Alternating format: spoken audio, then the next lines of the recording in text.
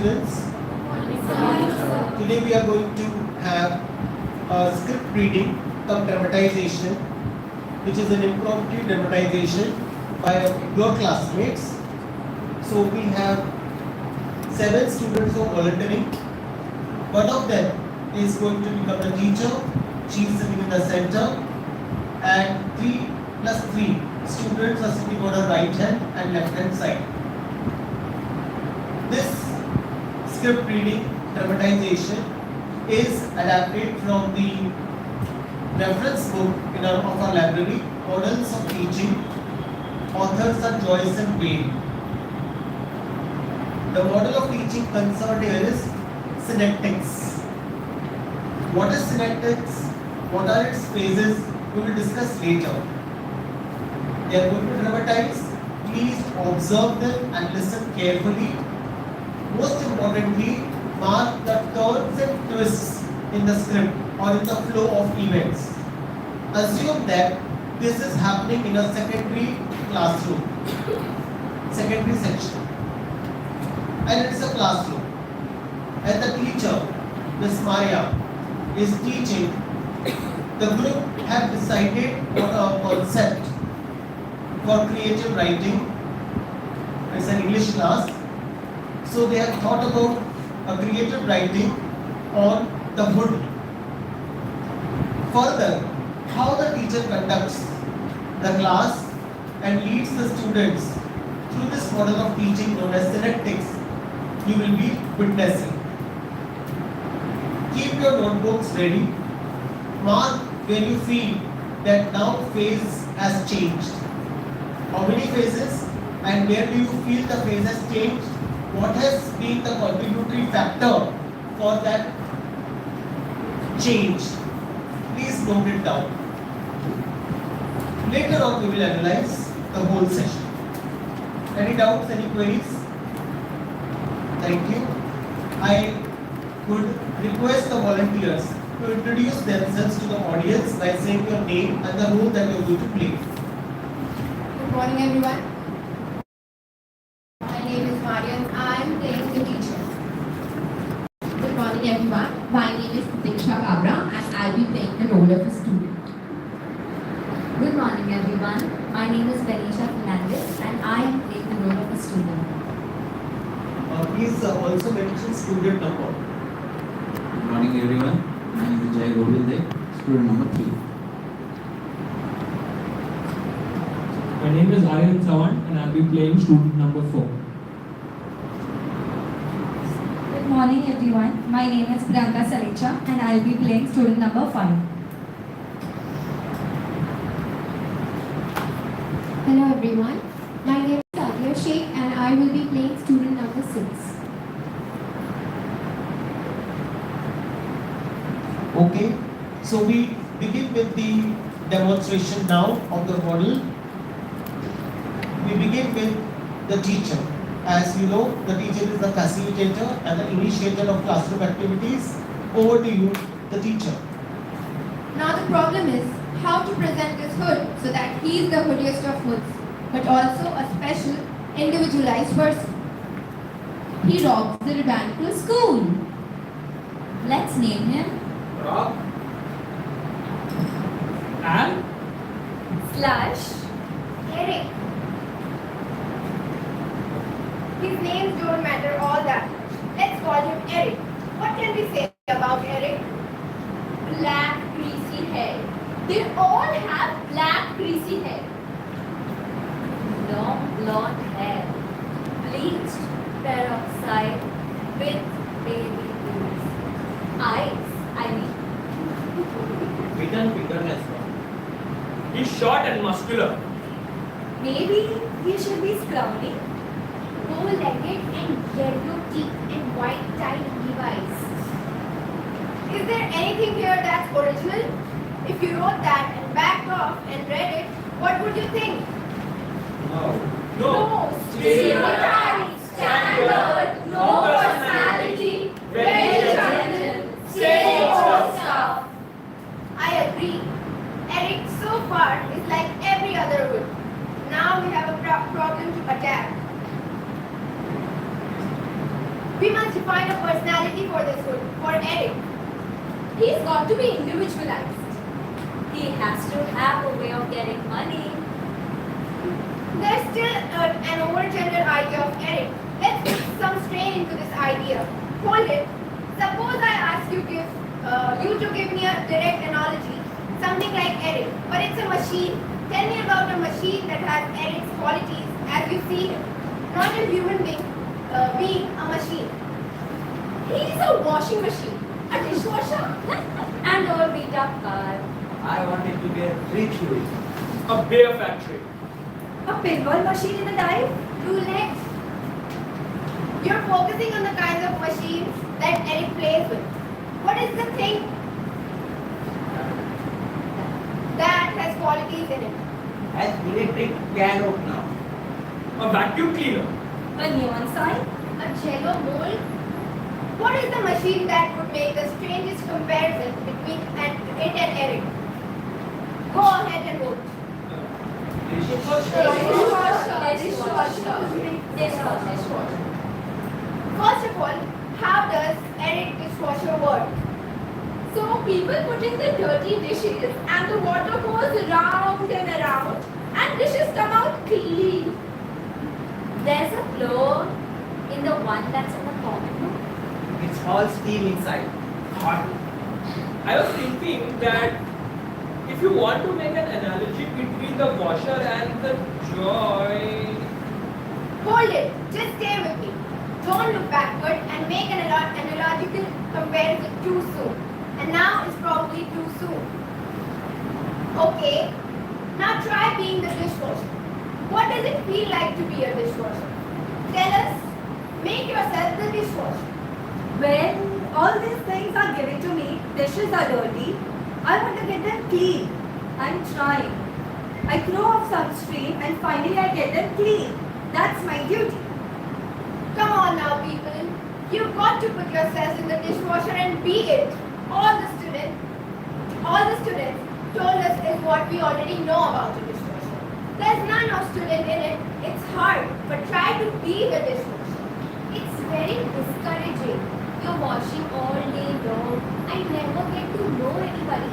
They keep throwing these dishes at me and I just throw the steam at them. I see the same type of dishes. I get mad and get the dishes extra hot and I burn people's fingers. I feel very depressed. They keep feeding me dishes. All I can do is shut myself off. I get so mad at everybody. Maybe I won't clean the dishes. And then everybody will get sick. I just love garbage. I want more and more. The stuff that falls off the dishes are soft and mushy and good to eat. Let's look at the notes I've been making about your responses. Can you pick two words that argue with each other? Use versus clean. Duty versus what you want to do? How can we put that more poetically? Maybe duty versus inclination. Or duty versus will. Disparaging fun. Angry game! Alright, what one do you like the best? Which one has the truest ring of conflict? Angry game!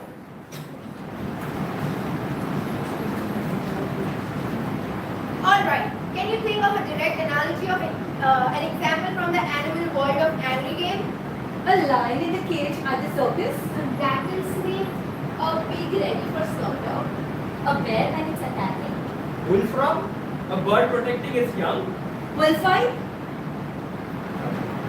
A fish being caught. A skunk. A horse. A charging elephant. A fox hunt on horseback. Rodeo. Porcupine. Does anyone know where we are? Ma'am, I think we're trying to put a personality into Eric. Trying to make him more original. Alright, which of all these things you just thought of do you think would make the most exciting direct analogy? Bullfight! Now we go back to Eric. How can we get the bullfight to describe Eric for us? Does anyone know what I mean by that?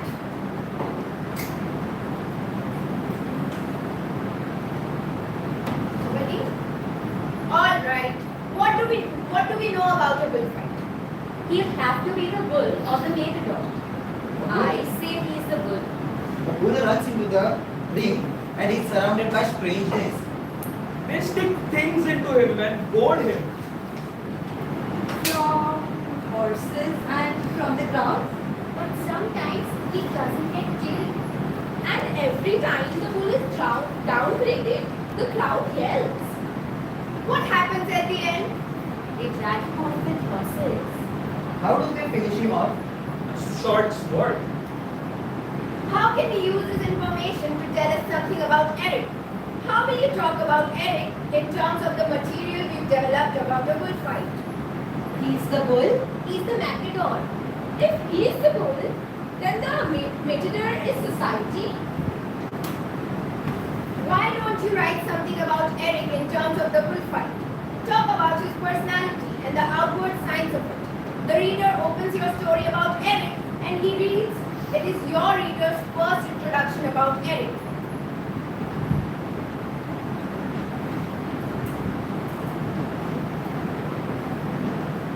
All finished? Alright, let's read your stuff from left to right. Thank you. And I'm Thank you.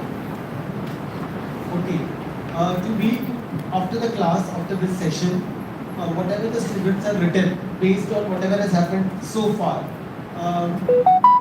was sampled in the book. It was a research, their research.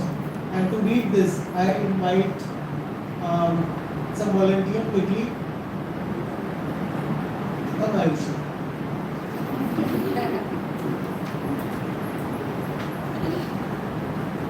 Ayushi will read the first sample of it.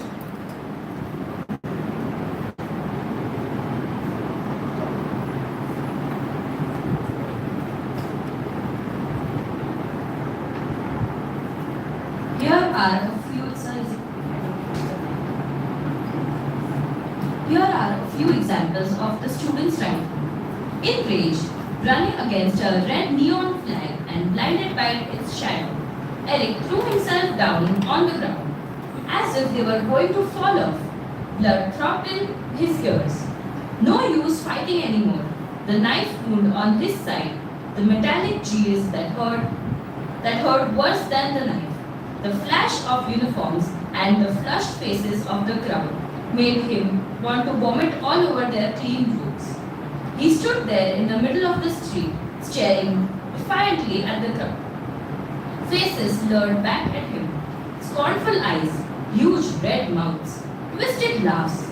Eric looked back as the crowd approached, and drew his hand up sharply as one man began to speak. "Pipe down, kid. We don't want any of your nonsense."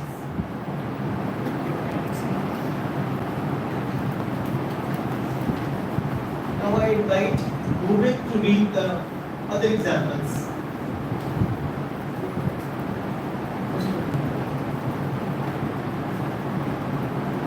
He was enclosed in a ring, people cheering all around for his enemy. He has been trained all his life to go out and take what he wanted, and now there was an obstacle in his course. Society was bearing down and telling him he was all wrong. He must go to them, and he was becoming confused. People should cheer at the matador. The matador hunts his prey. His claims to glory is raised by the approaching approval of the crowd. For although they bought all their holiday finery, the bull is boarded, and the matador smiles complacently. "You are but my instrument, and I hold the sword." Thank you. So two examples were read by Ayushi and two examples were read by Rubik.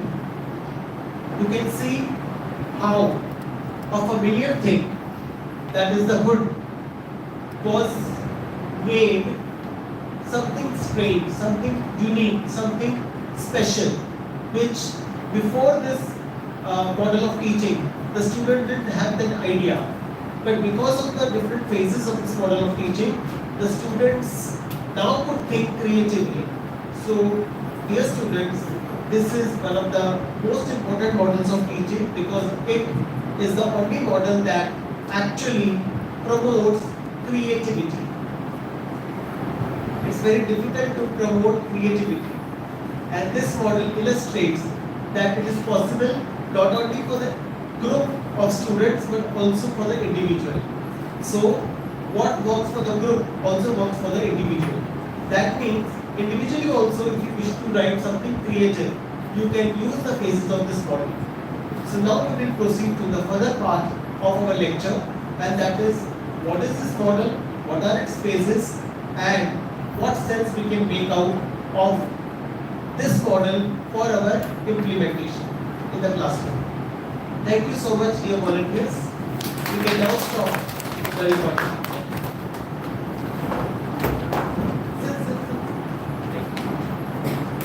I said thank you.